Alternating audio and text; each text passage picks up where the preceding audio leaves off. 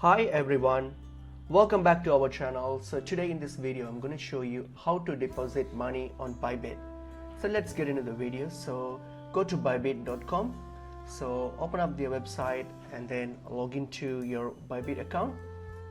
So once I've logged into your Bybit account, and here once you're logged in, so what you're going to do, you're going to if you want to add in some money, so go to this option here, buy crypto. So when you get to buy crypto option here, and then underneath the buy crypto option here, you will see a flat deposit and crypto deposit. So if you want to deposit crypto, then you can go for crypto deposit, or if you want to deposit some money, then you can use this flat deposit. So in this example, I'll just use flat deposit.